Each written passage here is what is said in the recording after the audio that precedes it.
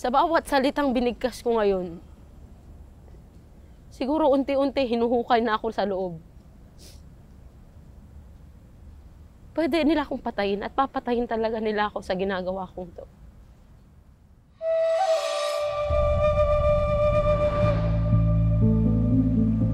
Maraming kabataan ang naliligaw ng landas. Iba't iba ang dahilan. Yung iba dahil sa bisyo, sa barkada, sa droga. At may iba naman na dahil sa pagmamahal. Pagmamahal sa ibang tao o pagmamahal sa bayan. Pero sapat ba itong dahilan para talikuran ng pamilya mo at ilagay ang buhay mo sa panganib?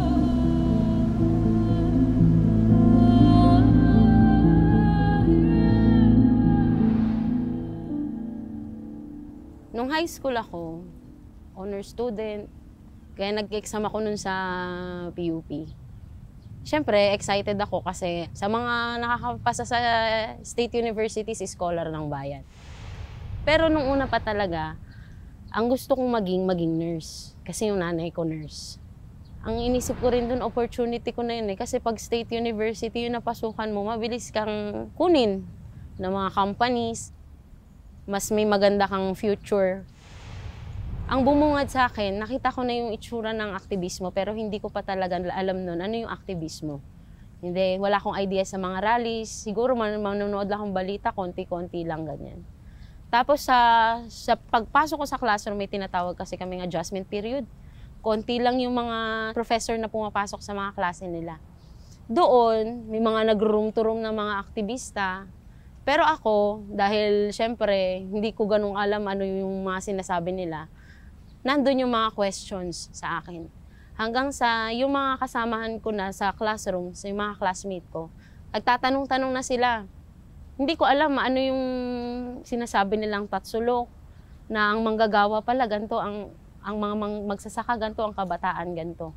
Nung una, mag-orientation lang ng ano ang organisasyon, tapos sasabihin peasant advocate, anti-mining, ayaw na masira ang kalikasan, ganyan.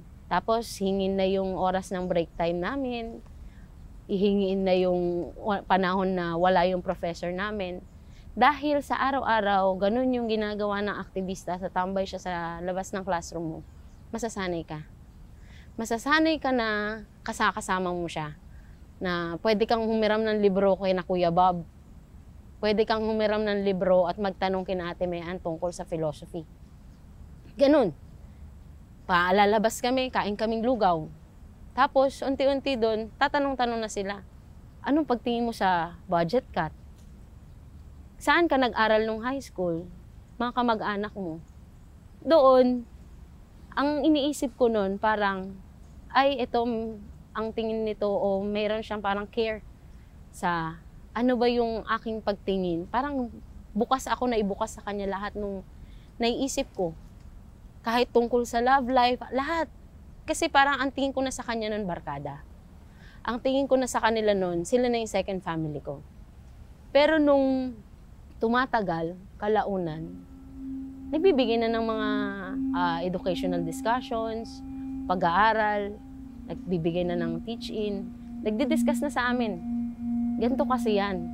Yung pagtingin namin, hihingin nila, tapos bibigyan nila ng paliwanag. Sa akin noon, ang tingin ko kasi sa Army o sa sa ROTC, parang disciplined yung mga tao. Kaya gusto ko yung ROTC. Kasi nung tinanong ako, anong gusto mo? NSTP, ROTC? ROTC. Doon, bakit ko nasabi ROTC? Kasi doon noon, nagtatanong ako. Isa akong kabataang nagtatanong din. Gaya mo, gaya ng iba. Bakit ganito? Bakit may mga aktivista? Ang nakakasagot nun, yung nasa kaliwa. Yung organisasyong nag-recruit sa akin. Tatanungin ko yung mga army, yung mga yung kumandat namin sa ROTC. Kasi ganito yan, maririnig ko mga propaganda ng kamalian ng kabila. Pero hindi nasasagot yung tanong ko. Kasabay nung pagtatanong ko, ang liwanag na ibinibigay sa akin ay bulok kasi ang sistema, bulok ang gobyerno. Kalan ng bayan! Ngayon ay lumalaban!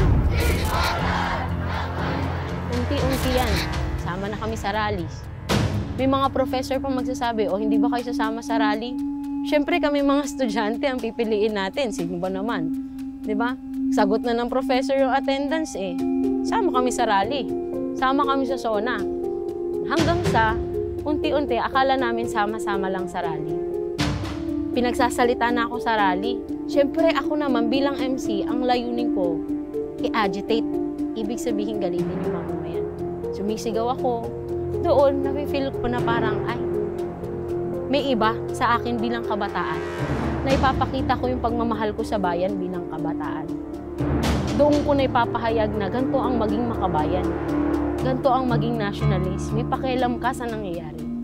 Hanggang sa ako mismo nagtatanong, kasi naghihinala na ako sa mga kasamahan ko eh. Bakit? Bakit kaya yung sila, nawawala sila bigla? Biglang aalis na lang pag sa may meeting, ganyan, papaalam si ganito, tapos isa-isang mawawala. Tapos, nung parang gusto kong malaman saan sila pumunta, nagtanong na ako. Sabi niya sa akin, gusto mo bang malaman kung bakit kami hindi palaging kasama mo? O gusto mo bang malaman ano yung ginagawa namin? Nung tinanong ko, oo, gusto kong malaman kasi nagdududa ako eh, ano yung mga galaw nyo eh. Doon, sinabi niya, meron kaming organisasyon.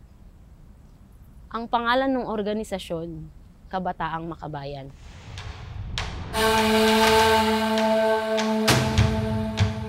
Ang isang halimbawa ng National Democratic Front Organizations ay yung Kabataang Makabayan, na kung saan layunin nitong rekrutin yung mga kabataan para magrevolusyon, para sumapi sa mga teroristang grupo, para maging NPA. Sino ba ang NPA? Sino ba ang CPP at NDF? Ang CPP, NPA, NDF, sila kinakategorize natin ngayon na terrorist group, pinakamatagal na terrorist group sa Pilipinas. Actually, 50 years na sila na naglulunsad ng mga teroristang pag-atake, na para sa kanila ang tawag nila doon is revolution. Unti-unti, naging aktibo talaga ako. Aktibo. Ibinukas nila sa akin yung Partido Komunista ng Pilipinas. Ibinukas nila sa akin yung New People's Army, NPA. Ito yung mga armadong grupo natin. Kaya ang pagtingin ko nun sa hukbo, parang, ay, grabe mga heroes sila. Grabe, mapapataas ka, mauka. Doon, sabi ko, kailangan kong maging aktibo. Kailangan kong maging aktibo sa mga gawain, sa lahat. Gusto kong makakita ng NPA. At sa darating na panahon, baka maging NPA din ako. Yun na ngayon nangyari.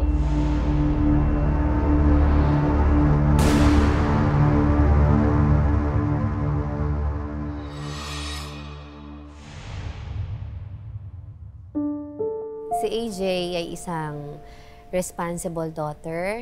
Maasahan mo siya sa loob ng bahay, maasahan mo siya sa eskwelahan. Tsaka talagang meron siyang leadership traits talaga. Personal, ang pangarap niya una, gusto niya maging chef. Gusto niyang maging writer, gusto niyang maging singer, gusto niyang kumanta sa isang banda.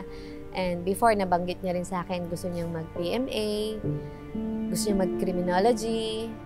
Bilang isang anak bayan, sana ay yung mga target na personalidad nila, yung matatalino, merong karakteristik ng isang pagiging leader, culturatic. Andyan din dapat yung mas maganda, sana kung makarecruit pa sila ng mga magagandang babae o kaya gwapong lalaki para magamit doon sa paghamig pa ng mga iba pang mga kabataan para doon sa pagpaparami ng organisasyon. Pinakamalaking pagbabago kasi na hindi ko maintindihan, yung changes sa pattern. Hindi na siya yung batang nirerespeto ako, hindi na siya yung nagpapaalam, wala na rin sa kanya yung oras ng pag-uwi, late na siya umuwi, tapos lagi na siyang matamlay o lagi na siyang malungkot, minsan lagi siyang galit, baka may pinagdadaanan lang at kailangan ko siyang intindihin dahil sa edad niya. Pero nung mga panahon na nagsasabi na siya na bawal na kaming bumili ng ketchup kasi ang favorite ng daddy niya, merong specific brand na favorite ng daddy niya na ketchup. Same din sa bunso niyang kapatid. Ngayon, ayaw niya na akong pabilhin nun. Kasi nga daw, mapagsamantala yung may-ari dun sa mga manggagawa. Dahil nga daw sinasamantala ang mga manggagawa. Pag sinuportahan daw namin yun, o pag bumili ako doon, ibig sabihin, isa na rin daw ako sa nananamantala. Pero mas naging kakaiba yung pagkain namin sa favorite niyang fast food chain na ayaw niya na kaming kumain doon. Simula nung bata siya, ilang beses siyang nag-birthday doon. At kahit ngayong matandaan na siya, lagi siyang nagsasabi sa akin na pasalubong. And then biglang-bigla na sasabihin niya sa akin, huwag na daw kaming kakain doon. Hindi daw sila nagre-regular. Nag-end of contract sila. Issue sa kanya yung endo. Kung kunyari ikaw kabataan ka, nag-aaral ka, pinag-aaral ka ng family mo, nagsisikap yung pamilya mo para mapag-aral ka, para mapagtapos kayo. Tapos biglang hihikayatin kayo ng mga punyetang organisasyon na to. Para ano? Katalikuran ng pag-aaral, kalimutan ninyo yung pangarap ninyo para sa sarili nyo tsaka sa pamilya ninyo. Iba na siya. Yung dating batang may respeto, yung dating batang malambing sa'yo, nawala na yung kanyang pagiging inosente. Matigas na siya, na parang kaya niya na yung sarili niya, yung pagiging disrespectful niya.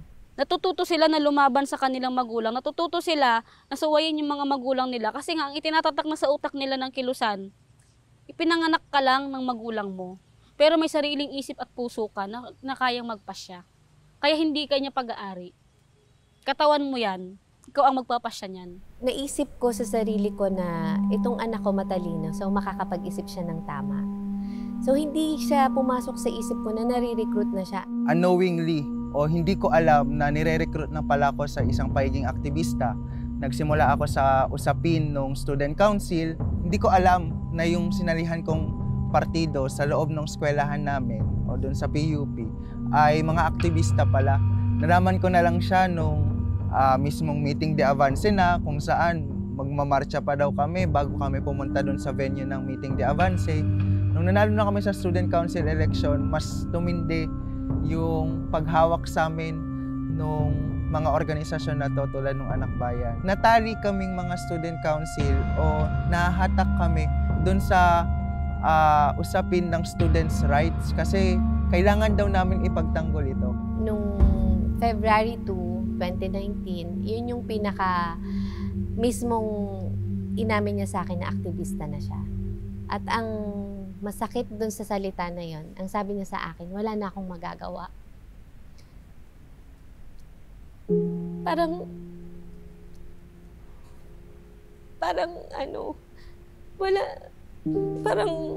inalis niya ako sa buhay niya bilang ina. Yung salitang aktivista na ako at wala kang magagawa. Pakiramdam ko, siniraduhan niya ako ng pinto. Lumaki sila na nakikita ko sila na natutulog. Na pinagpipray ko sila gabi-gabi. Pero ngayon, yung higaan niya wala.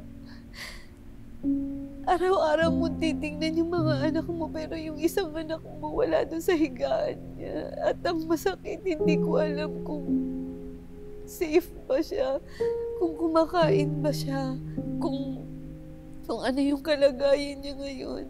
Pag tinitingnan ko, sinusundan ko yung mga kasama niya, ang papayat na nila. Iniisip ko yung anak ko, kung ano na itsura niya. Parang ipinapatay na nila ako unti-unti. Kasi yung batang inalagaan ko, yung batang minahal ko, yung batang pinrotektahan ko, bigla lang nilang kinuha sa akin ng ganun-ganun lang. Kaya ako lumalaban kasi at least may pag-asa pa ako na makuha ko yung anak ko. Nagagalit ako sa sarili ko kasi hindi ko siya naprotektahan. Para sa mga magulang po, alam ko mahal na mahal nyo ang mga anak ninyo. Huwag kayong mawawala ng pag-asa na may maganda pang mangyayari sa kanila. Importante yung komunikasyon. Huwag po kayong mapapagod sa pagpapaalala sa kanila, sa pagtuturo sa kanila ng magandang values. Importante po, mga nanay, na ipadadama nyo sa kanila yung kahalagahan nila.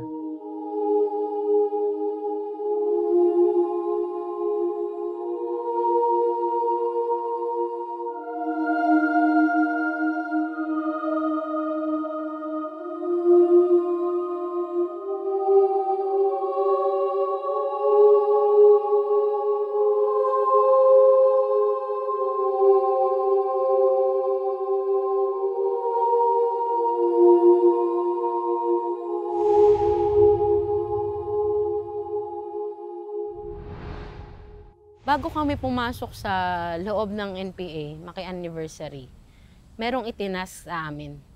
Inatas sa amin ng isang platoon instructor, mataas na cadre rin sa loob ng NPA na, eto, organisahin nyo to. Kasi anak ko to, galit na galit to sa akin. Kada dadalaw sa akin talagang minumura ako, sinisigawan ako, nadadamay pati yung mga masa. Ako yung naatasan, mismo na pumunta sa kanya, lumapit sa kanya, sunduin siya. Sinundo ko siya, kinausap ko siya, hindi kami magkakilala. Doon lang kami sa unang pagkakataong yung nagkakilala. Ang relasyon pa namin nun, dahil nga ang sabi ng tatay, masungit. Ang relasyon namin nun, ako naman, ang nasa isip ko, ay kakaibiganin ko muna. Ano ba yung mga personal na interest niya? Ganun. Ganun ko siya kinaibigan, katalakayan para makuha yung interest niya, sinama sa mga electoral na kampanya. Pag magpo-post kami, tapos lagi yan, may picture-picture pa kami, pag may gagawin kami, papakat kami. Ganun. Kasi si Ira noon parang, alam mo yung isang kabataang may galit. Punong-puno siya ng galit. Talaga noon. Tapos naranasan niya lang talagang magkaroon ng pamilya at maging masaya nung kasama niya na kami.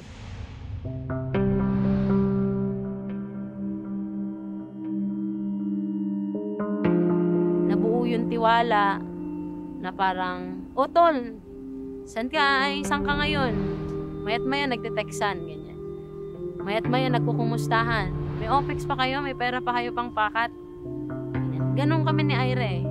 Kahit naman sa ibang mga kabataan, ganon ang ginagawa para mas mabilis na makuha yung loob. Tol, gusto mo sumama? Di ba hindi ka pa nakakita ng NPA? Ganyan. Sige lang, may gagawin kasi ako eh. Busy kami sa pakat sa eskwela. Ganyan. Hindi, sama ka para makita mo naman yung mga kasama sa loob. Pero tinanong ko rin siya minsan, hindi ka mo na-excite makita yung tatay mo? Hindi, yung mga kasama na lang. Kasi nandun yung personal na galit niya pa eh. Tinatanong ko, bakit ka galit sa tatay mo? Bakit parang ang sama-sama ng loob mo sa tatay mo? Ang sama-sama ng loob mo sa mga magulang mo? Kasi yan sinasabi niya lang, pinabayaan nila kami. Nung nasa Kilusan na kami at NPA na kami, nandun yung longing na yakapin mo man lang ako, batiin mo man lang ako, tatay. Nandoon yung sakit ng loob ng isang anak na natili doon.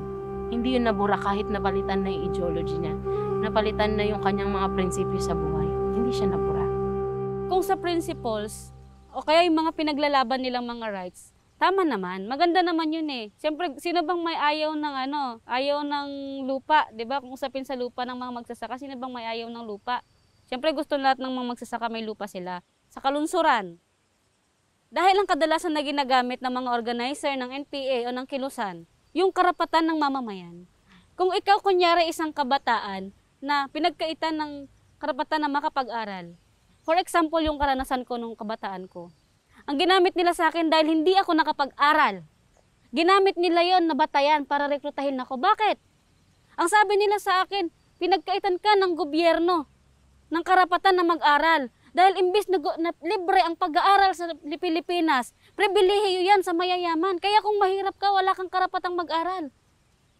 Dahil ako tatanga-tanga at walang alam sa mga ganun pa, naisip ko na siguro nga tama.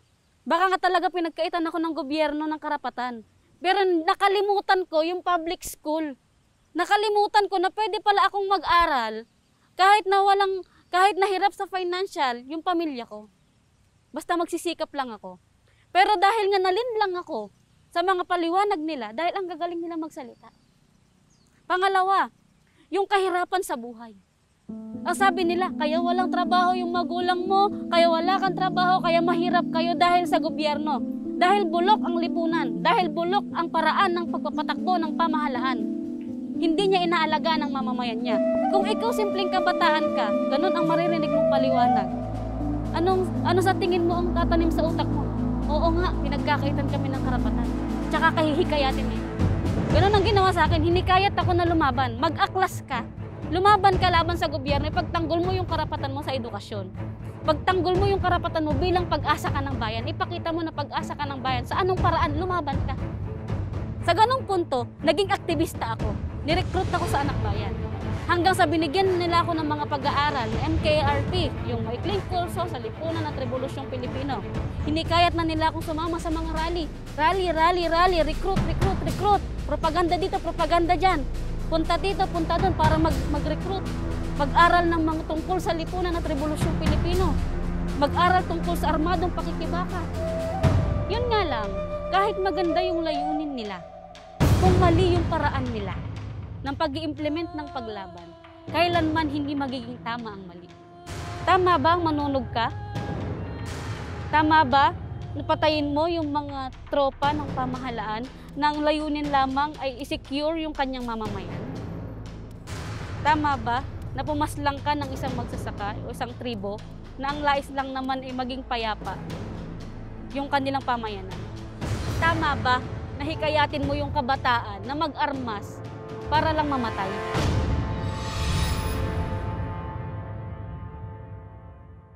There are three processes by which the Philippine Revolution is to be advanced.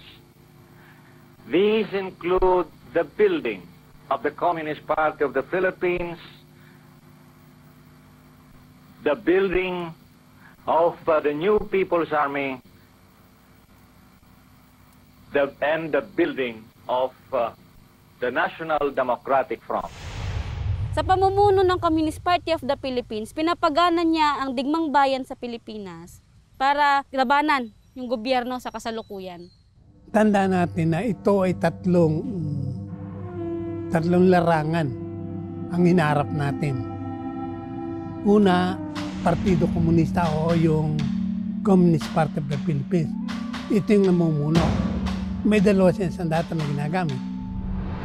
Yung armado, yung NPA, na siyang nagsasagawa ng armadong pagkibaka. At NDF, yung legal. Kinakailangan mong makuha sa panig ng CPP ang pinakamalawak na suporta na makukuha mo. Kaya layunin mo sa NDF, makipagkaisa ka sa lahat ng uri, saray, sektor, at partido. It is true that a minority class, especially only the party which represents it, cannot win the Philippine Revolution all by itself.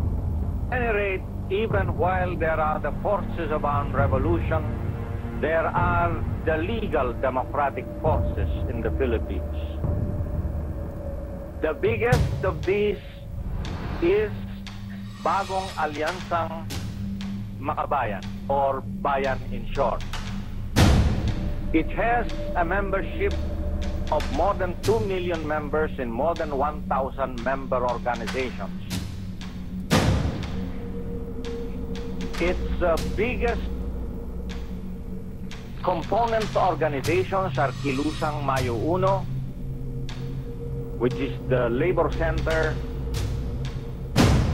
the Pambansang Kilusang Magbubukid, which is the Kilusang Magbubukid ng Pilipinas, or KMP,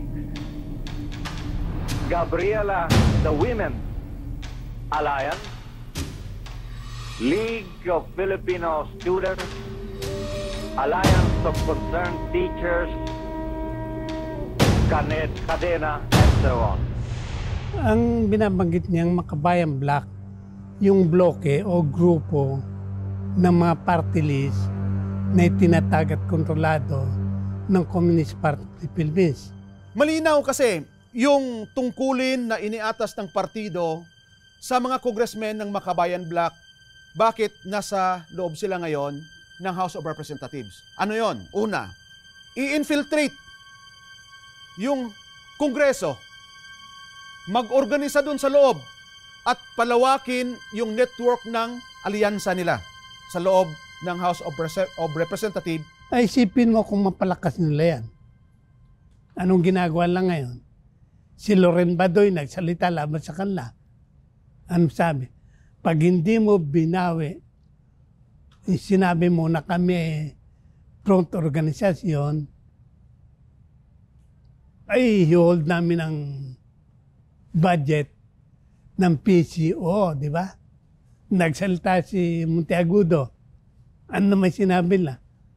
Bawin mo, sinabi mo na kami front organisasyon. Kung hindi hold namin ang pondo ng NICA. At nagawang laki palparan yan. Di ba? Naipakulong lang yung matanda.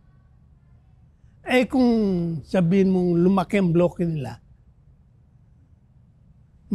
makapag-elect sila ng mas marami at maraming sumapi sa kanila sa bloke, kaya nilang humarang ng isang batas. Nung pinagtibay yung anti-terrorism law, sila lang yung nagno. Part ng tungkulin na mga kongresista na to, na kunin yung mga information na yon, yung mga data na yon, at ibinibigay yon sa Communist Party of the Philippines. Gagamitin yon para sa kanyang strategic goal. Kaya kung titingnan ninyo, parang ang daming alam ng CPP sa kalakaran ng gobyerno sa loob. Bakit? Kasi nandyan yung mga kongresista, sila yung inatasang kunin yung mga informations na yon at ibigay sa CPP. Kaya nga sinasabi namin nung nasa loob pa kami, ang mga kongresista na nasa Kongreso, na nasa ilalim ng Makabayan Bloc, sila yung mata, tainga, at bunganga ng partido sa loob ng House of Representatives. Ang pananaw ng Communist Party of the Philippines, sila ay gobyerno din. Ngayon, kung ang gobyerno ng Pilipinas ay may Armed Forces of the Philippines, meron ding NPA, ang gobyernong bayan, na sila naman yung nakikipagbakbakan sa pwersa ng pamahalaan, sila yung nagiging instrumento para durugin ang pwersa ng pamahalaan. Ang pangunahing pwersa ng revolusyon ay magsasaka. Ibig sabihin, kikilos mo ang magsasaka, mapalalawak mo sa revolusyon, at hahawak ng sandata kung sila ay inaapi sa lupa. Pinag-aralan yung pagre-recruit. Kaya nga, based on practice namin, ang ginagawa namin doon sa mga communities, no? Especially kung medyo malayo-layo yung mga military detachments, alang nagkakaroon kami ng mga mass meeting sa kanila. Yung mga magsasakay may 4 na kondisyon na yun yung ine-exploit namin para malinlang sila. Una, mayroong tinatawag na tirsyahan. 2/3 yung pumupunta sa may-ari ng lupa, 1/3 naman yung pumupunta sa mga magsasakay, logi sila doon. Pangalawa, napakaliit ng sahod ng mga manggagawang bukid. May mga pagkakataon na 100 pesos lang bawat araw yung tinatanggap nila. Pangatlo, nandyan yung napakataas na interes ng pautang na ang tawag naman sa kilusan ay usura. At pang-apat, yung farm gate price, no, na binabarat ng mga traders sa panahon ng harvest season. Napakaliit nung presyo ng kanilang mga produkto. Ipinapaliwanag namin dun sa mga magsasaka na kayo ay pinababayaan talaga ng gobyerno. Pinagsasamantalahan kayo ng mga traders dito sa lugar ninyo, ng mga panginong may lupa, ng mga negosyante nandito. Tapos ngayon, lumapit na kayo sa iba't ibang ahensya ng gobyerno, humingi kayo ng tulong sa DAR, humingi kayo ng tulong sa DA, at sa ibang ahensya ng gobyerno, sa local government units, pero hindi kayo pinapansin. Lahat ng pamamaraan parang naubos na nila eh. Tapos binabaliwala sila. Ito na yung pagkakataon ninyo kasi andito yung NPA. Handa kayong tulungan ng NPA talaga para mailigtas kayo doon sa sitwasyon ninyo. Pero sa totoo, dinadala namin sila doon sa isang sitwasyon na mas lalong gugulo. Yung IP, kailangan din kasing ma-recruit kasi kailangan ng NPA ng mga warriors mula sa IP kasi sila yung may alam doon sa kabundukan. Sila yung may alam sa terrain, sila yung may alam sa kondisyon doon. Nilalapitan namin yung mga leader nila o kaya yung mga dato nila, no? Kinakausap namin. Tapos yun yung kinukumbinsi namin na makiisa sa kilusan. Kasi pag nakumbinsi namin yung mga leader at saka dato nila, napakadali na namin kumbinsin din yung iba. Pinapalaki namin yung issue nung IP, lalo doon sa usapin ng claim nila sa ancestral domain. Halimbawa, mayroong mga logging companies o kaya mining companies na pumapasok sa area ng mga IP, pero sinasabi namin na yung buong kalupaan na andun yung mga IP, yan yung magiging scope ng operation nung mining companies or logging companies. Kaya yung mga IP, napapaniwala namin sa linyahang ganon, na sa totoo, isang lantarang panluloko yon sa mga IP para ma-agitate sila at sumama sa amin doon sa tinatawag naming armadong pakikibaka. Nakatutok ngayon ang Armed Forces of the Philippines o AFP sa extortion activities o pangungutong ng komunistang grupong New People's Army o NPA. Nagsimula na umano ng rebuilding grupo ng New People's Army o NPA sa extortion activities nito sa Region 6. Nagsagawa ng operasyon ang Philippine Army sa nasabing lugar dahil sa sumbong na planong pangingikil ng mga NPA sa ilang politiko sa rehiyon ng Bicol. Pag isang lugar, balita na rampant ang extortion, walang mga pupuntang business yan. Malaking impact itong mga cases of extortion ng mga NPA. So nawawala yung confidence ng mga investors dito sa ating lugar. Alam mo naman, ang extortion, isa sa mga resource generation activities. Yung kanilang pag-build up ng armed capability, pagbili ng armas, pampropaganda nila, pati yung mga tactical offensives na yung mga lahat ng support dito nanggagaling sa extortion money yan. Kailangan doon sa CPP-NPA yung pera kasi gagamitin doon sa pagbili ng mga bala, mga baril at saka yung pulbura ginawa ng mga IED. Number 1 na kinuha namin ng mga pera sa mga kontraktor. Yung Lorenzo Sarmiento Company. Lahat ng equipment nila pinababa namin dahil ayaw magbigay sa amin. Lahat ng kontraktor doon na hindi nagbibigay sa amin, sinunog namin yung mga equipment nila. Nahinto yung logging company doon sa Davao Oriental dahil sa amin. Number 2, mining. Lahat ng mga mining skill doon sa area ko, Mount Diwalwal, doon sa Panganason, lahat ng part ng Davao del Norte ng mining. Mula sa small scale, hanggang sa medium scale, hanggang sa mga big scale, lahat yan nagbibigay sa amin. Kasi may mga kuta sila bawat planta. Bawat planta nila, sa mining plant nila, may kuta sila na 50,000 per quarter. Yan ang malaking kita talaga sa NPA sa lugar ng Davao del Norte. Number 3, itong mga may-ari ng mga bus company. Yung mga bus company doon sa lugar ko, lahat sinulatan ko yan. Pag ayaw kayo magbigay sa amin, sunugin ko yung lahat ng bus nyo magtatravel sa lugar ko. Kaya nag-sample kami ng mga bus company na sinunog ko. After that, padalang management ng tao na inegosyate kami kung magkano kailangan namin. Kaapat yung mga agribusiness, yung mga may-ari ng mga plantasyon. Pinakamalaking presyo talagang ginawa namin sa buong rehiyon. Pinapaputol namin sa mga labor groups, mga saging. Pangalawa, yung eroplano na nag-i-spray doon sa mga banana plantation, pinagbabaril namin yung eroplano. Kaya natakot na yung mga piloto na mag-spray sa banana plantation kasi hindi pa na-negotiate sa management ang team namin. So mapilitan talaga ang management na makipag-negotiate sa amin. Dahil wala ng piloto na mag-operate sa eroplano nila habang hindi pa kami na-resolva. So ganun ka purisyo sa mga banana plantation yung ginawa ko. Saka ikalima yung mga maliliit na mga negosyante na, yung mga may-ari ng mga truck. Kasi yung mga maliliit na negosyante, sa ano na yan, sa mga guerrilla front na yan. Ang masama rito, pati yung mga maliliit na mamamayan natin, yung kanilang revolutionary tax, kinukotahan pa nila, kinukotongan pa nila. So, all in all, pag inad natin yan, more or less mga 1 billion a year ang nakukuha ng NPA dito sa kanilang extortion activities. When it comes to security, it's a shared responsibility ito. Kaya nga ang best way to really address this and really maintain peace and order and security sa area is to really work together. Huwag kayong bibigay sa extortion ng mga NPA. Umasa kayo na naririto ang inyong armed forces na laging nakahandang tumulong at protektahan kayo. Pinapaigting pa rin ng PNP, AFP ang kanilang ginagawang security measures upang maging manatiling ligtas, mapayapa at mas makabuluhan ang 2019 midterm election. Sa mga kuhaan namin ng pera, isa doon mga politiko din. Panahon ng mga eleksyon din, nanghingi kami rin ng pera sa kanila. Permit to campaign. Siyempre magkampanya sila doon sa mga area na niklaim namin na masbis namin, teritoryo namin. Doon sa permit to campaign, lahat ng mga politiko, kaibigan man ng NPA yan, alyado ng NPA o kalaban ng NPA, lahat sila magbigay.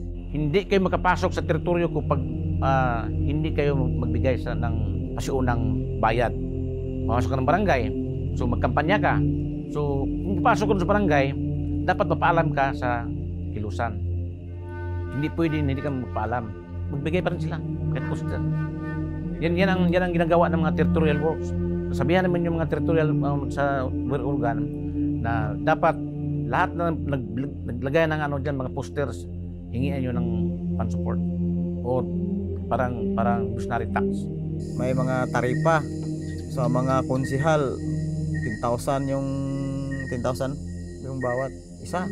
Mayor, mga 50,000. Pinakamalaki doon sa mga sa Congress, 500,000 hanggang 1 million. Gobernador, 1 million din. Halimbawa, may isang politiko na mas mayaman din, hingian namin kahit 2 million pa rin. May experience kami nga 2 million, 3 million hiningi namin. Now, kung gusto mong manalo ka, magpaalam ka rin kung gusto kang kung tutulong ba sa iyo ang NPA na gamitin yung organisasyon nila para support sa iyo. Sabihan na sila, i-endorse ka namin sa mga masa namin na ibigay namin sa iyo yung boto sa kanila, sa inyo, yung boto nila. Karamihan sa mga politician doon, ayaw maniwala na ganun ang pwersa ng NPA na suporta sa kanila. Dahil sa takot na lang, magbigay na lang sila ng ganyang demand. Pero wala naman silang magawa kasi doon sa mga baryo na liblib, malayo na, kailangan sa pumasok doon para makapagkampanya din, kailangan nila ng boto. Kung ayaw mo magbigay sa kilusan, huwag ka na lang mag-agad ng boto. Lalo ng mga gobernador, may mga bodyguard, tapos hindi nabigyan ng businary tax sa kilusan. Ambusin talaga yan. So karamihan sa kanila, mayor, gobernador, mga board of directors, nagbibigay talaga yan. Kaya lang patago. Hindi lang gusto na malaman na ganito sila nagsuporta sa kilusan. Kaya maraming pira ang NPA.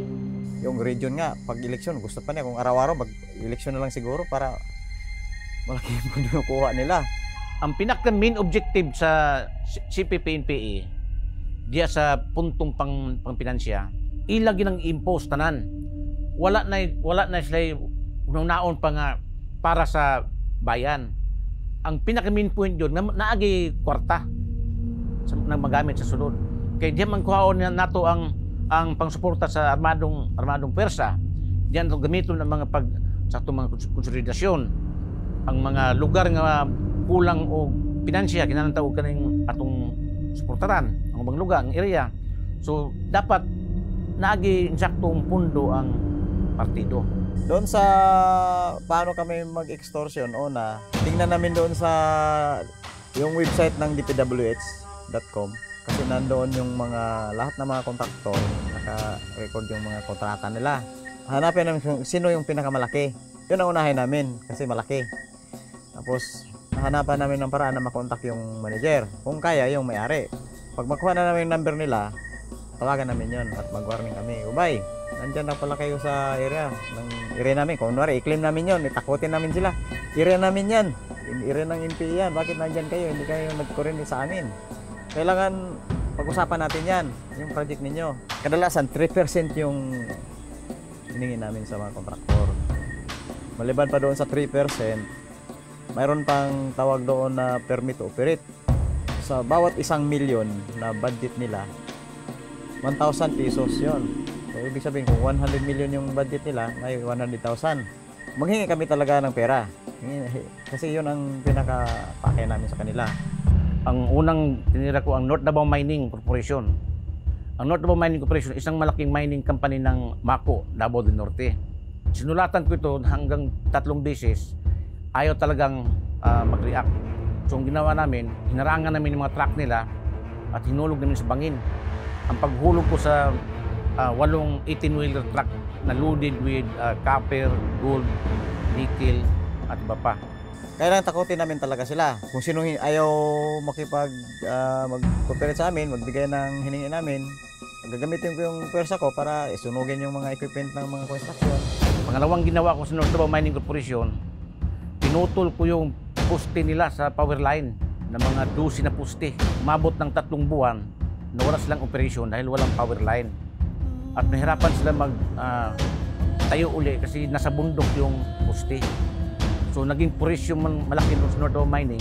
Kaya napilitan yung North Davao Mining na hinanap ako. Usap kami doon sa isang lugar na partner ng North Davao Mining. Nagbigay sa akin ng 5 million. Nagdemand na ako sa kanila ng 10 million per year. Hindi na sila nagbigay sa amin. Tuloy-tuloy yung pagkandak namin ng sabotahe sa kanilang kumpanya. May sinunog kaming mga mandation truck. Inatake namin yung ang detachment ng Security Guard sa PNP. Sinunog namin ang almost 20 unit na truck sa bulldozer. Pinutol pa namin yung power line uli. So doon nag-decide ang North Davao na hinto na nila ang mining company. Parang sinira namin yung mga negosyo nila instead na makatulong sa development sa lugar dahil lang doon sa issue ng extortion na ginawa namin sila ha. Siyempre, ayaw na nila magnegosyo ang iba dyan. Ilang beses pa na mga negosyante na umatras na, hindi naman nagpatuloy sa mga nila. Yung may experience pa ako dati na yung tulay, siyempre malaking tulong sa mga mahirap ng tulay. Hindi nagbigay yung inubos namin, sinunog yun. Tapos, ang nangyari, wala na. Hindi na nagpatuloy yung kontraktor. 11,000 workers. So, kung hindi pang NPA, hindi sana maputol yung trabaho. Dahil sa ginawa ko, inamin ko talaga, ako talagang gumawa ng lahat ng mga harassment na doon. Yan, nangyari, nahinto ang North Davao. Nahinto sila. Ang dahilan talaga na nawalan trabaho mga tao, ang CPP-NPA. Kaya nga hindi nag-improve ang lugar dahil sa NPA.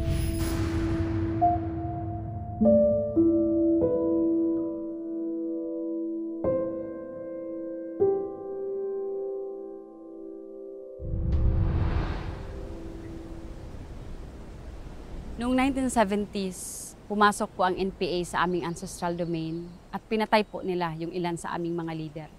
At yung leader na yon ay siyang aking ama. At dahil po doon, tumayo ang aming tribo, laban sa mga NPA na pumapasok sa aming ancestral domain. Pinatay po yung papa ko dahil ayaw niyang kumampi, ayaw niyang makiisa sa rebelding grupo dahil alam niya yung intensyon, alam niya yung hindi magandang maidudulot ng rebelding grupo sa pagpasok na dahil gusto nilang sakupin ang aming ancestral domain dahil ginagamit po nila yung sitwasyon namin para makakuha ng funding sa ibang bansa. Naging source din ng income ng Kilusan yung IP kasi ginagawan ng pag-aaral yung sitwasyon ng mga IP at pagkatapos gumagawa kami ng project proposal at ipinapasa namin sa mga funding agencies abroad para mabigyan ng pondo yon. Naghahanap kami kung ano yung particular na issue sa community na pwede namin gamitin sa paggawa ng isang project proposal.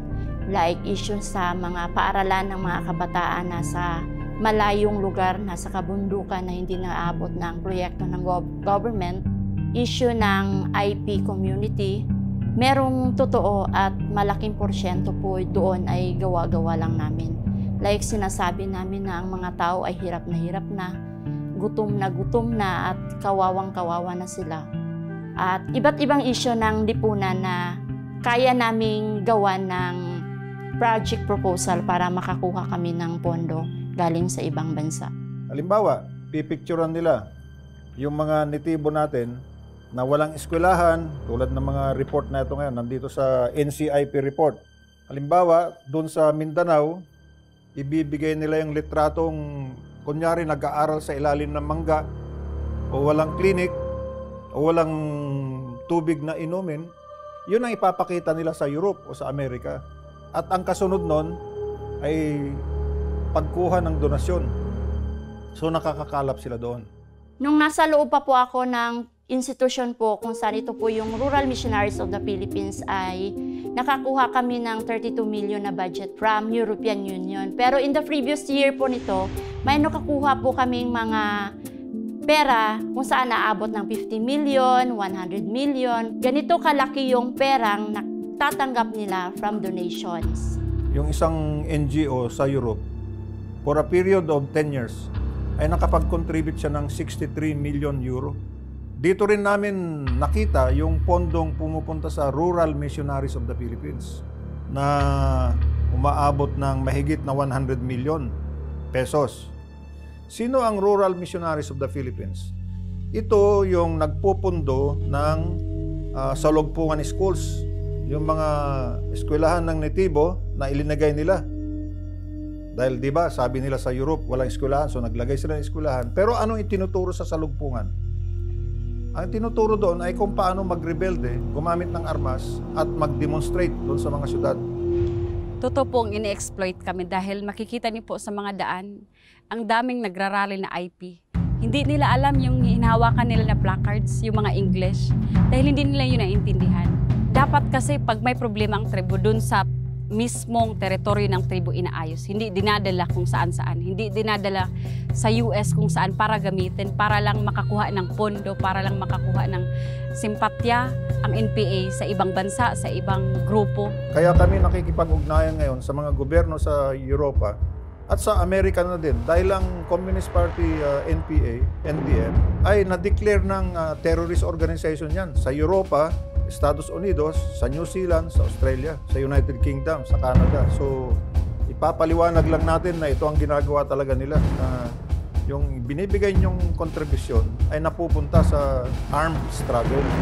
Yung mga nakukuha po naming pera from our funding agency, like European Union po, ay pumapasok po sa mga legal front institution po ng NDF, which under ng CPP-NPA, at sa loob po ng institusyon at sa loob ng kilusan ay merong tinatawag na hatian. Sa katotohanan lang, hindi naman lahat ng nakukuha niyang pondo sa kanyang mga project proposals ay napupunta sa project.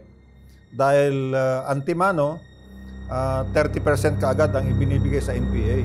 Ginagamit yon ng CPP-NPA para ibili ng barel, ibili ng bala, ibili ng mga pulbura para gawing bomba sa pagpapalakas nga nung tinatawag na armadong pakikibaka. Yung 70% ay panggawa ng mga project para mas marami silang makuhang membro ng NPA or sympathizers ng NPA. Pero sa totoo lang, nililin lang namin yung mga IP kasi yung mga pundong na source out namin from funding agencies mula abroad, hindi naman napupunta sa mga IP yon. Kaya sa experience namin, sa loob ng ilang dekada, walang mga IP communities na tutulungan talaga ng CPP-NPA na umunlad. Wala po talagang napupunta na pera o proyekto para sa tribo. Dahil kung meron po, sana ngayon malay na ang tribo, meron na sana kami ngayong mga access roads. Pero hanggang ngayon wala pa po. Gusto nila maghirap lang kami para continuous yung funding na galing sa ibang bansa. Dahil pag ang tribo mayroon namang kalsada, mayroon namang mga paaralan, wala na silang magagamit. Yun yung rason bakit gusto nila kaming sakupin at i-recruit yung aming mga kabataan. Dati po akong isang municipal tribal chieftain since 2012. Isang Manobo tribe at nakatira doon sa pinakamalayong bundok dito sa municipality ng San Miguel. Sa aming 12 na magkapatid, ako lang po yung nakapagtapos ng kolehiyo sa tulong po ng National Commission on Indigenous People. Pinilit ko po na makatapos ng pag-aral dahil doon sa nakita ko na kailangan talaga yung education ng IP. Yung Al-Kadib at Trips, non-DepEd school yun. Sila yung unang pumunta doon sa IP communities. Nung dumating yung school na yun, grabe yung saya namin. Dahil nakapagsulat ng mga kabataan namin, nakapagbasa at nakapagkwenta.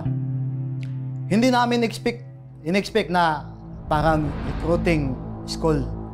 Mga 5 taon hanggang 17 yung dinodoktrinahan ng NPA gamit yung teacher ng TRIPS at Alcadip. Kaya nga po, maraming sumasali sa kilusan ng NPA ng mga minor de edad. While nandun sila sa school, halimbawa yung mga sample, instead na apple, yung A, gawing Armalite, ginawa yung mga drama, parang ipalabas na berdugo, kriminal yung mga sundalo. At ipalabas na yung mga katutubo ay inaapi ng sundalo. Habang tumatagal, yung mga pupils na nandun, mga IP youth na nandun sa TRIPS, lalong lumalakas yung galit. Isa sa paraan para ma-recruit nila ang mga IP, tinitignan muna nila kung ano yung kailangan ng mga IP. Kagaya sa akin, gusto kong makapag-aral, gusto kong makapagtapos ng kolehiyo. Kaya inofera nila ako ng scholarship. Full scholar pa yung sinabi nila. Kaya sabi nila sa akin, magdaan muna ako ng seminar, mag-e-exam ako. Pero nung nandoon na kami sa area, hindi naman po yun yung pinagawa sa amin.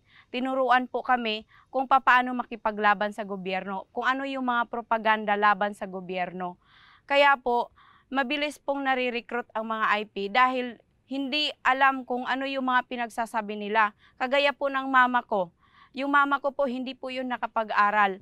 Pero dinala po yung mama ko doon sa Kidapawan para mag-rally. Pero nung tinanong ko po si mama, hindi niya alam kung ano yung sinisigaw niya doon.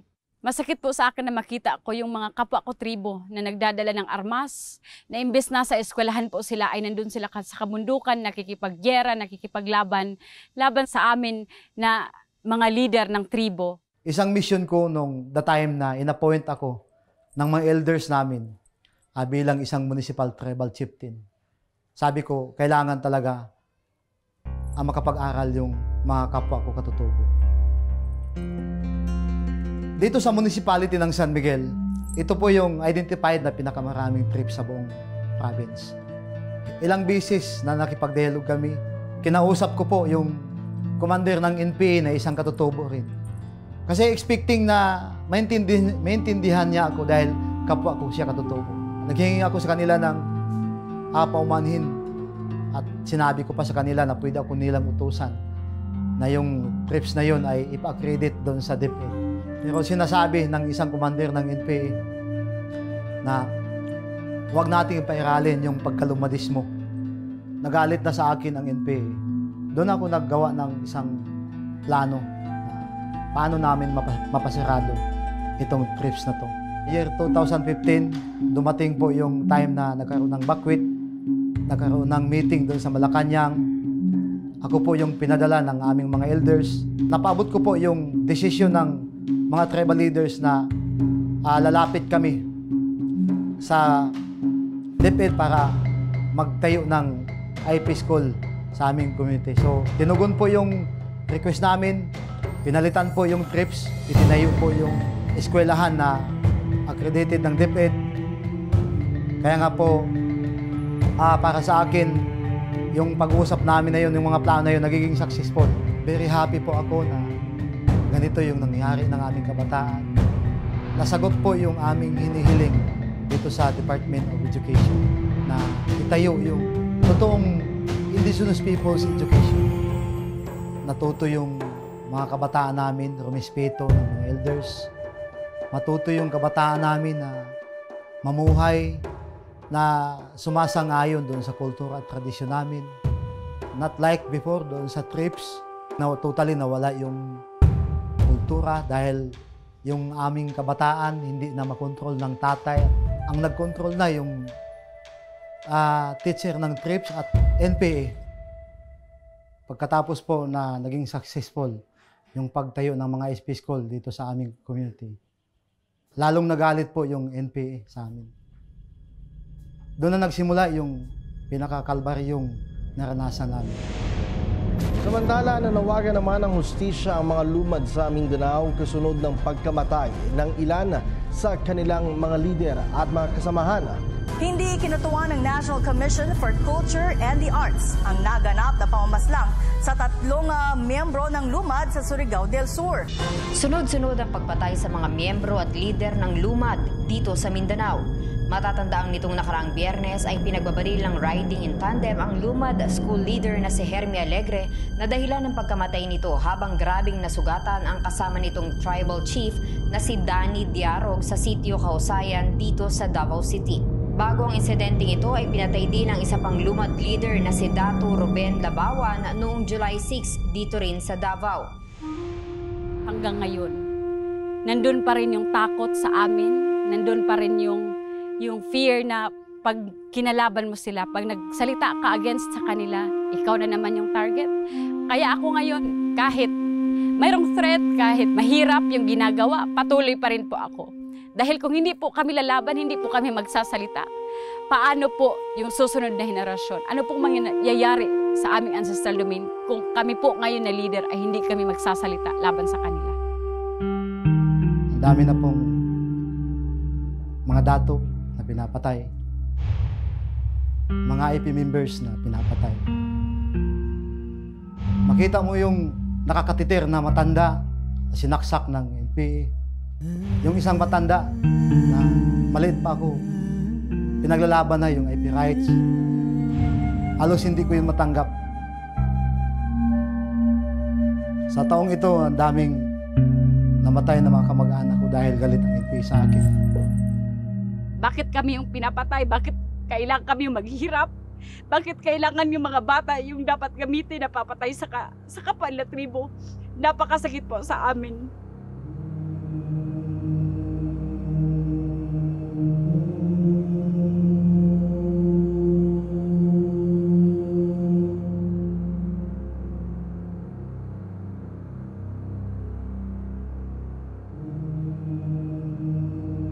Dahil lang doon sa laban namin ng edukasyon, pinapatay kami na parang hayop.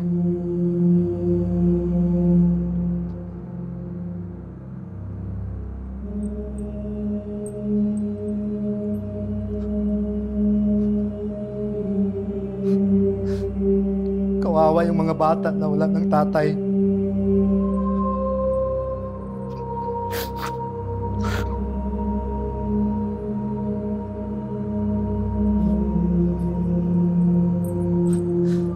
Na ngayon ang maghanap ng pagkain, pagpaaral.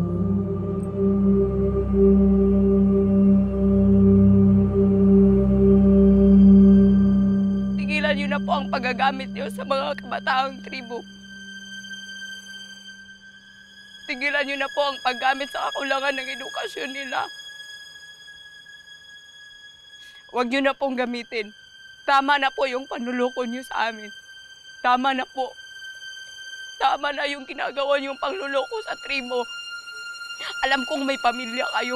Alam kong meron din kayong puso. Gamitin niyo naman po. Magpakatao kayo. Magpakatao kayo. Tama na.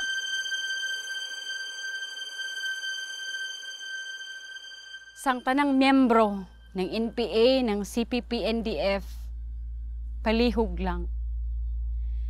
Dili din namin kaya yung kanami ibati, yung kanami kaagi, disti pa kani adtuhan to doon. Palihog lang kung gusto mayo ng gyera. Kung wa ka mo makangay ng gobyerno, ngadto ka mo sang gobyerno, makiglaban. Ayaw kami paggamita. Dili din namin kaya, palihog lang, maluoy ka mo kanami. Maluoy ka mo sang tribo. Na yung iban ka mayo, sayod ako pamilya mayo, yung ipatay mayo. Tama da, palihog, maluoy ka mo kanami. Dili namin gusto ng gyera, gusto lang namin magpuyo ng malinawon sang kanami ancestral domain. Dili kami gusto ng gubot, kay gusto lang namin ng kalinaw, gusto lang namin na mabuhi kami, na iyan yung kanami kultura, na iyan yung kanami tradisyon, na padayon kami, nagapreserba ng kanami kultura, na padayon yung gapuyo kami sang kanami ancestral domain, na way bisan sino yung magagamit kanami.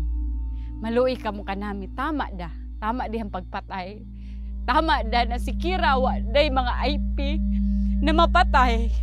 Waday mga IP na magasakripisyo ng kanilang kinabuhi para sa kanilang tribo, para sa kanilang ancestral domain.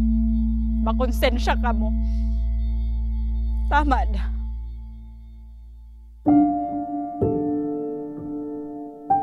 Sila ang ating mga katutubo na nagpipreserba ng ating kultura. namumuhay sila ng tahimik at payapa. At yun lang din ang kanilang hiling, ang patuloy na mabuhay ng matiwasay. Ang kailangan nila ay tulong at kalingat. Dapat silang proteksyonan, hindi pagsamantalahan. Napakarami ding mga hindi magagandang nangyayari, pero hindi ito makikita ng isang NPA, ng isang ordinaryong miyembro ng NPA, kung hindi siya parte ng sentrong pamunuan o ng ng leadership ng NPA at ng Communist Party of the Philippines. Nagtanong ko saan naman yung mga pera na milyon-milyon na padala ko doon sa taas namin. Ang termino nila na sintro namin na pera. Ano yun? Sa bawat taon, 100 million ng kabubuang pera doon bawat taon ng pundo ng region. Bakit sa financial opportunism o doon sa corruption ay hindi ito nalalaman ng mga magsasaka, hindi ito nalalaman ng general public? Kasi kino-contain nila yung ganong issue doon mismo sa leadership nila. Dahil sila mismo ay meron din silang mga kanya-kanya na ingat yaman, kumbaga, o treasure doon sa lugar. Sa daming pera na binigay namin doon sa region, sumasama ang loob ko kasi ilang beses kami, halimbawa na yung mga kasama kami nagkasakit, maghingi kami ng budget para pangbili ng gamot, pang ospital. Ang sagot lang nila, hanap, discarte lang kayo dyan sa baba, mag-solicit kayo. Sa loob ng movement sa NPA, nagkaroon na ako ng hepatitis, nagkaroon na ako ng hyperacidity, dahil dun sa gutom, simula pa nung nasa legal struggle. Imbis na ilabas ako para magpa-check up, talagang tinengga muna nila ako dun sa kampo. Nung panahon na kinukumbulsyon na ako dun sa kubo ko, tsaka pa lang sila gagawa ng action. Yung mga kasama, talagang makikita mo yung mga paa, parang nalulusaw, nagnanaknak. Kasi mukha ng longganisa dahil dun sa nag-aalipungan na, yung alipunga hanggang tuhod, hanggang puwetan. Naalala ko pa nga si Ira nagkagalis. Kasi yung lupang ginagapangan namin nung training, maruming-marumi. Yung hanggang tuhod na putik, tatanggalin mo yung putik, ibababa mo para lang makakapag-jogging ka, makapag-exercise ka. Nagkagalis siya nun. 1 taon yung galis niya. Ginagamot namin ng bayabas, ng kung ano-anong herbal para lang gumaling. Actually, sa aming mga babae, mahirap yung dagdag na physical. Physical na hirap, tapos emotional na hirap, ganyan. Pero ang isa sa pinakamahirap din, yung gapangin ka ng mga kasama mo. Akala ko, sa organisasyon na pinuntahan ko, safe ako. Dahil ipinaglalaban nga daw yung rights ng kababaihan ng kabataan. Kaya akala ko safe ako sa sinamahan kong organisasyon. Yung pala hindi. Si Ira, biglang wala na sa unit. Tumakas pala si Ira. Nung nahanap siya, di agad-agad pinamisyon namin siya, kinuha namin siya. Nung kinakausap namin si Ira, ayaw niya magsalita. Bakit, Tara? Ano nangyayari? Bakit umalis ka? Bakit mo kami iniwan? Di ba sabi walang iwanan dito? Tayo-tayo yung magkakasama eh. Di nun dadalawa na lang kami parang, bakit? Ano nangyari sa'yo? Bakit umalis ka? Tapos sabi ko, ginahasa ka ba? Ni-rape ka ba? Ginalaw ka ba? Minulesta ka? Tapos sabi niya, oo. Ginirape ako. Ginalaw ako ni Diwa. Ganyan, nung CO nila. Tapos sabi ko, bakit di ka nagsalita? Bakit umalis ka? Natakot ako eh. Nangyari yun sa tabi pa ng mismong kabady niya. Na ginapang siya ng CO niya. Tapos di siya nakapanlaban. Si Ira kasi parang ang tapang-tapang.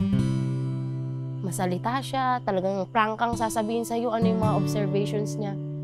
Pero nung panahon na yun talagang parang hindi siya nakapagsalita. Umiiyak na lang siya. Tapos nung sinabi niyang, oo, ni-rape ako, wala nang lumabas na salita sa bibig niya. Umiyak na lang siya. Tapos, nung nagkukwento na siya, 2 beses pala siyang ginalaw nung kasama na yun. Kaya sa sama ng loob niya, At wala na siyang maihaharap na mukha sa magulang niya. Kasi nga si Ira pinipilit niyang maging yung inaasahan ng magulang niya. Baka masira yung pamilya, baka masira yung mga kasama. Tinago niya yun sa mga magulang niya. Tapos syempre, parang anong gagawin na natin kasi mo na-rape si Ira. Hindi, sige, i-process natin. Pero ano natin, bilisan natin.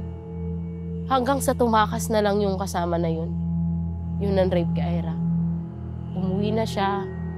Tapos sila pa yung galit na parang, oh, anong ni-rape? Ginusto niya yan.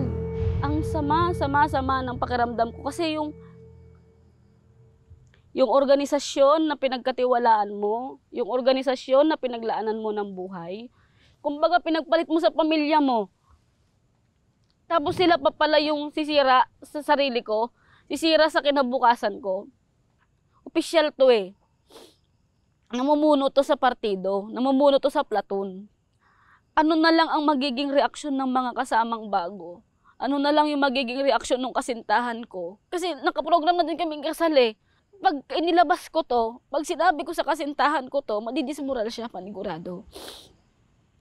Madidismoral din yung mga kasama. Kaya kinimkim ko yun. Nanahimik ako nun. Pero nung ibang kasama na yung gumawa na naman sa akin nun, na hindi naman ako nagbigay ng motibo, hindi ko naman sinasalubong yung kondisyon na binibigay niya sa akin, hindi ko binibigyan ng mali siya yung pakikitungo sa akin. Ngayon, kahit nakatabi ko yung ibang mga kasama, ginagapang ako. Alam mo yung pakiramdam mo na binabastos ka? Yung pakiramdam na minumulestya ka, tapos kahit gusto mong sumigaw, hindi ka makasigaw-sigaw. Kasi hindi ko alam ano yung mangyayari sa akin pag pumalag ako. Kaya kinimkim, yung pangalawang beses na ginapang ako ng isang kasama ulit, na pangalawang squad leader namin. Yung una, commander. CO namin yun. Yung pangalawang squad leader. Pero sabi ko, putang ina, bakit naman ako ginaganito ng mga kasamang lalaki?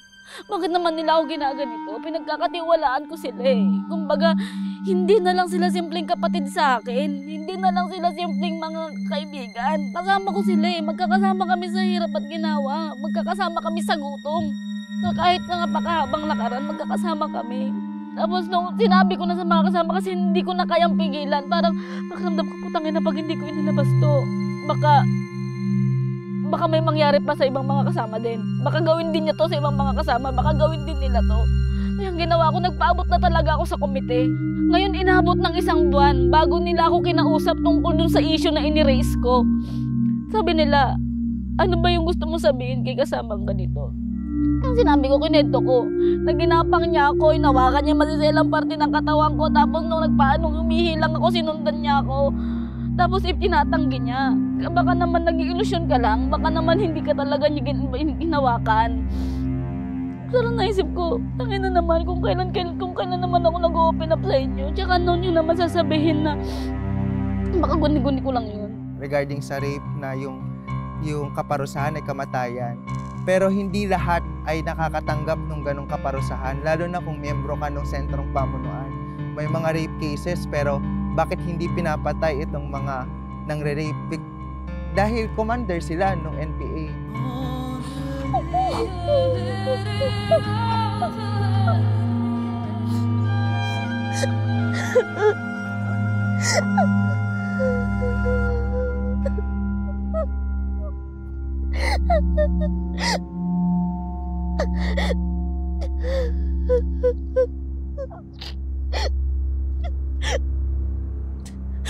Alam niyo yung feeling na ang bigat-bigat sa pakiramdam na hindi ko na i-open dun sa kasintahan ko na may ganitong nangyari sa akin na pang-aabuso sa loob. Tapos ang sakit-sakit pa sa loob kasi yung kasintahan ko gusto na rin niyang umuwi. Nagsabi na siya sa akin doon na tara, tumakas na lang tayo kasi wala nang nagbabago dito sa kilusan. May malaking problema na hindi na magbabago yung mga kasama. Wala nang katiyakan yung tagumpay ng revolusyon, sabi sa akin ng kasintahan ko noon. Pero sabi ko sa kanya, hindi, manatili tayo. Baka sakaling magbago pa ako sa kanya. Baka sakaling magbago pa kayo. Manatili muna tayo. Bigyan mo pa na yung kalawang pagkakataon, sabi ko sa kasama ko. Sa kasintahan ko. Umabot sa point na namatay na yung kasintahan ko. Namatay na din yung magsamantala sa akin ng pangalawa. Na-deploy na rin sa ibang unit yung una. Ang pinakamasakit noon, dismoralisado na ako. Dahil doon sa nangyari sa akin na pang-aabuso, namatayan ako ng kasintahan, namatayan ako ng mga malalapit na mga kasama sa akin. Tapos bandang uli sasabihin ako nababaliw. Ang pinakamasakit sa lahat, alam mong isa pang kasama na namumuno din na kadre. Na mayroon akong pinapakitunguhan na sitwasyon. Nandun ako sa point na depressed ako.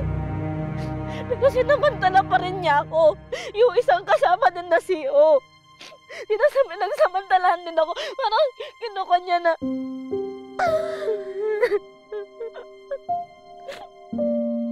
Kahit ayaw ko, ang ginawa niya, pinasok niya ako sa tent. Nakanuyan ako nun, tapos katabi lang ng mga tent ko, tabi lang ng tent ko yung mga kasama. Sinasadyaan niya na mag-ingay para maramdaman ng mga kasama. Tapos nung sinabi ko na ayaw ko, sabi niya sa akin, pumunta ka sa pwesto ko kung ayaw mo na marinig tayo ng mga kasama. Kasi kung di ka pupunta doon, dito mismo kita gagalawin. Ako sabi niya sa akin, kaya kahit ayaw ko.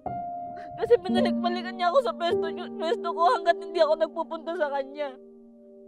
Napilitan akong pumunta doon. Paulit-ulit yun na may nangyari sa amin. Paulit-ulit. Kahit na labag na labag sa loob ko. Kasi kakamatay lang ng kasintahan ko. Hindi na nila ako nirespeto bilang tao. Hindi na nila ako nirespeto bilang babae. Hindi na nila nirespeto yung relasyon namin nung kasintahan ko na namamatay lang. Hindi na nila nirespeto na nagluluksa pa lang ako nung panahon na yun.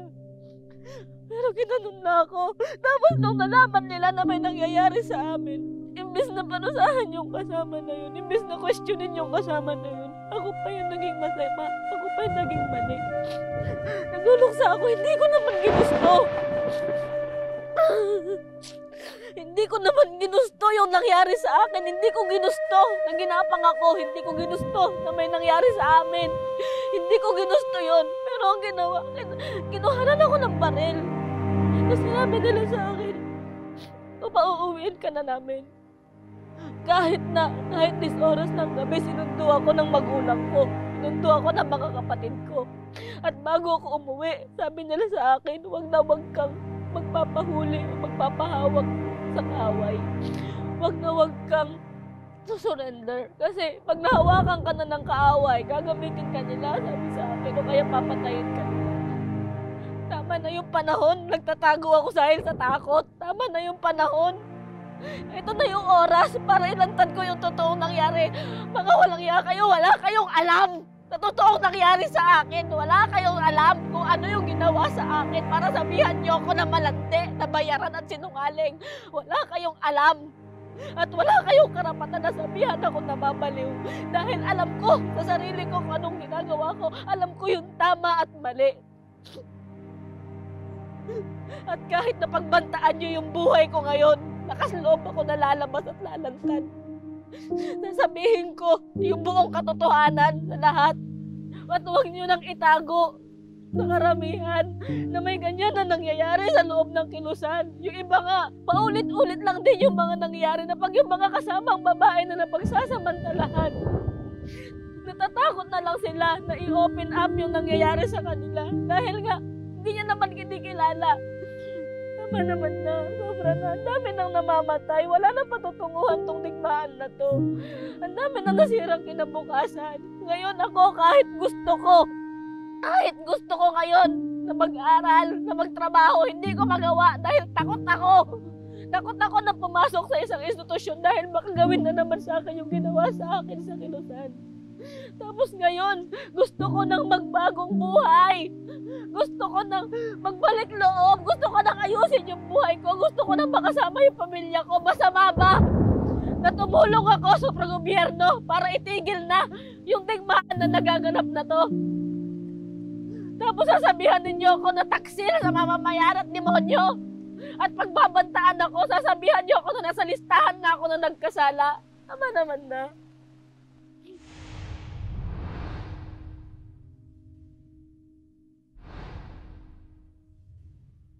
Sa habang panahon na ako'y nagsiservisyo, most of the time sa battlefield or dun sa kanayunan, there were a lot of instances na may nahuli kami o kaya nag-voluntary surrender. Yung mismong leader na isang armadong grupo, hindi nga siya nag-surrender, kundi siya ay nahuli. Andun na yung takot na paano nga ba nakita nila na may mga armas kaming dala. Sabi ko, dahil dun sa tinuturo sa amin na kapag nahuli ka ng sundalo, tutorturin ka, hanggat hindi ka nagsasalita ay andyan yung pananakit. At first, hindi talaga ako nagsasalita kasi ayokong matawag na traidor ng movement. Kung magsalita ako, hindi man ako patay ng sundalo, papatay naman ako ng mga NPA. Pero wala kaming natanggap na kahit anong pananakit. Wala kaming natanggap kung ano yung dinodoctrine sa amin, kung ano yung tinuturo sa amin. Walang ganun. Pero nung nasa batalyon na kami, trinit kami ng maayos. Binigyan kami ng mga damit, binigyan kami ng mga toiletries. From expectation na papatayin ka, pero pinakain ka, binihisan ka. Nag-effort yung mga sundalo, ma-contact, ma-reach out yung family ko. Yung effort na ginawa ng government, ng mga sundalo, para lang mapunta yung mother ko dun sa kung nasan ako, kung saan ako nakakulong. Doon ko nakita na bakit sa kabila nung hindi ko pagsasalita, bakit sa kabila nung pagiging tahimik ko doon sa loob, tinutulungan pa rin nila kami. Hindi man lamang siya namin pinitik o anuman, kundi talagang dinala namin sila sa baba at pinakita din namin na itong kaming mga sundalo ay hindi kami mamamatay tao. Hindi naman kami nagsundalo para makipaggera all throughout our military career. Ang pakay namin ay magkaroon ng kapayapaan at katahimikan. Kasi objective natin is peace, di ba? In fact, hindi ko sinasabi na we win wars. I should say we win peace. Kasi ang war is just a method of achieving peace. So, mas maganda yung winning the peace than winning the war. Nandyan sila para tulungan kang makalaya, para makuha mo ulit yung freedom, maibalik mo ulit yung dati na nakakasama mo yung family mo. Magkaroon ka man ng risk sa security, andyan sila para tulungan ka na magbigay ng security. Unti-unti ay nabago yung pananaw ko sa kanila. Unti-unti ay natutunan ko ng makipagtulungan para nakita ko na kung ano nga ba talaga yung tinuturo sa amin simula pa nung aktivista ako hanggang sa naging NPA ako. Ano nga ba talaga yung totoong nangyayari? Dahil sa parehong panig, naging aktivista na ako, naging NPA na ako, tas ngayon nasa government side ako. Nakita ko kung ano yung mas makakatulong talaga doon sa mga kabataan. Ina-assure ko sa inyo sa pamamagitan ng mga units na naka-deploy across the archipelago mula Batanes hanggang Sulu na pag kayo'y sumuko at magbabagong buhay, tiyak magiging normal na inyong kalagayan. Hindi na kayo matutulog kung saan-saan, hindi na kayo mangangamba sa inyong seguridad. Ang pangangamba nyo kung sakali man na hahabulin kayo sa inyong mga kasamahan, titiyakin namin na nandiyan kami to protect you.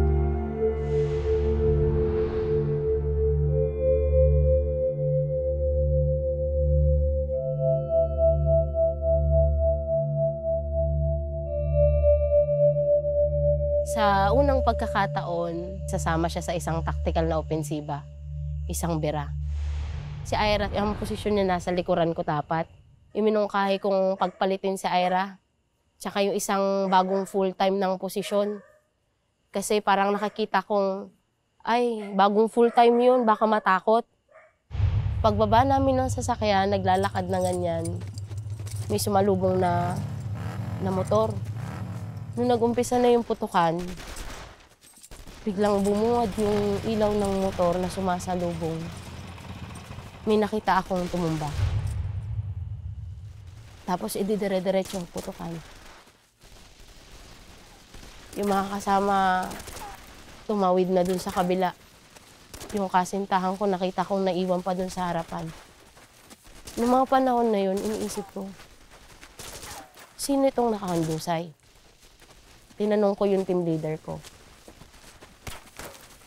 Sino itong nakabulagta? Si Sikhay ata. Ganun yung sabi ng team leader ko. Di sabi ko, gapangin natin. I-atras natin. Tapos nung mag-a-attempt na kaming gapangin, may nagre-retreat ulit ng putok sa direction namin. Nakikita namin yung balang tumatama sa simento kumikislap. Wait lang, sabi ko. Mahirap. Baka tayo tamaan. Buong panahon, tinitingnan ko lang yung nakahandusay. Tinitingnan ko yung mga kasama sa kabila, yung pumuputok sa kabila. Na parang, mabagal yung panahon mabagal yung nangyayari Hanggang sa sumigaw na yung CEO namin. Atras na, atras na. Doon, pag tayo ko dun sa posisyon ko, papalapit ako dun sa CEO dahil sasabihin kong may nakahandusay. Nakita ko si Kasikhay. Tumatakbo. Sabi ko, shit, si Ira. Si Ira nakatumba. Si Ira tumumba.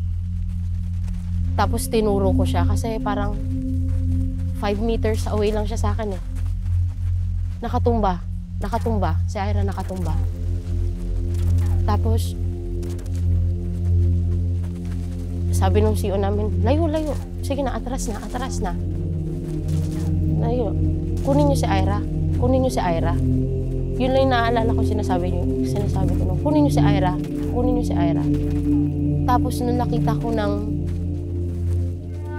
buhat siya ng 4 na tao, nahawak yung kamay at paa. Umakyat na ako sa sasakyan. Tapos nagtawag pa ako nun, medic. Tapos maya-maya, doon ko na-realize, shit, si Ira yung medic. Paghawak ko sa kanya, may naramdaman akong malambot sa bahagi ng batok niya. Anong tama? Sabi nung CEO, sa bahagi ng batok at ulo. Ang sinasabi ko na lang, kalma lang. Walang iiyak. Kalma lang. Sinipiar ko siya. Binibigyan ko ng hangin. Kada bigay ko ng hangin, may umuungol. Parang, na lumalabas sa bibig niya. Shit, Ira, buhay ka. Gising. Lagay ko yung belt ko sa ulo niya. Para may pagbatayan yung ulo niya. Gising, Ra.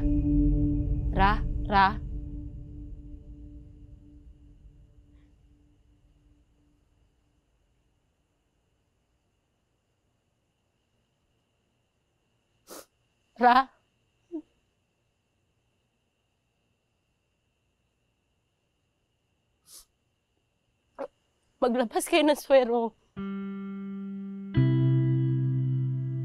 Yung BP.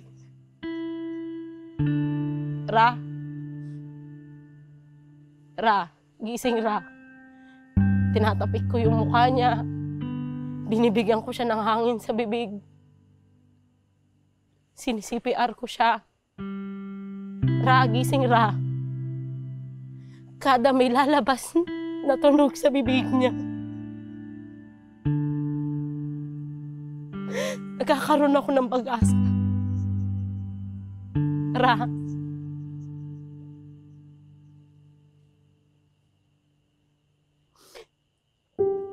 Gising na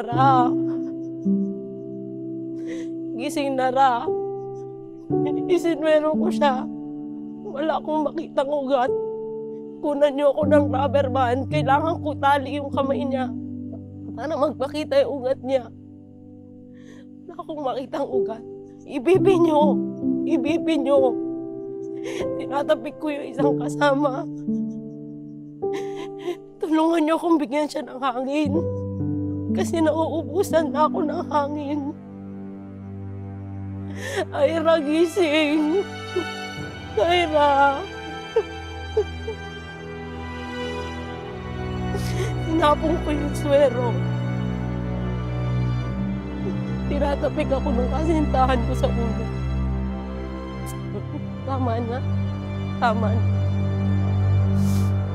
Yun ang sinasabi niya sa akin.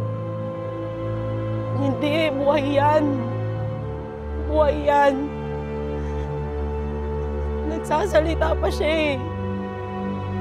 Yung pala, yung lumalabas na tunog sa bibig niya. Hindi na tinatanggap ng katawan niya yung hanging binibigay ko.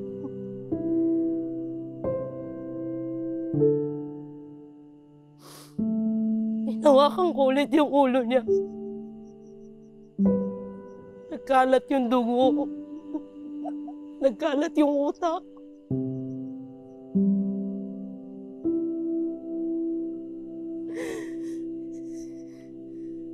Alas 10:16. Kadwa patay na siya.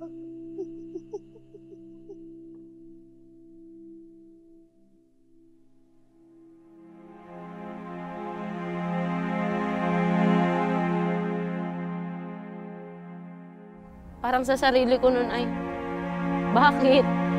Ba't ko nirecruit si Ira?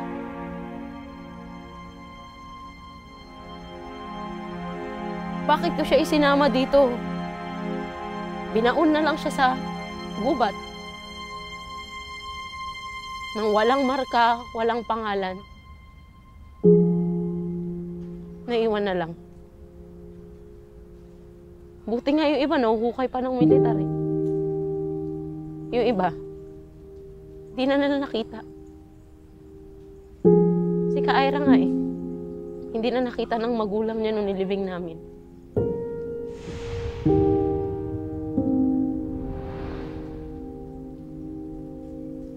Kaya ako nandito ngayon hindi para maging sikat o anuman. Hindi para ipagmalaki yung ginawa ko sa loob. Kasi ako mismo sa sarili ko nagsisi ako eh. Ayoko nang may Irang sumunod. Ayoko nang may gaya kong sumunod. Ginagawa ko to hindi para lang ibukas yung nararamdaman ko.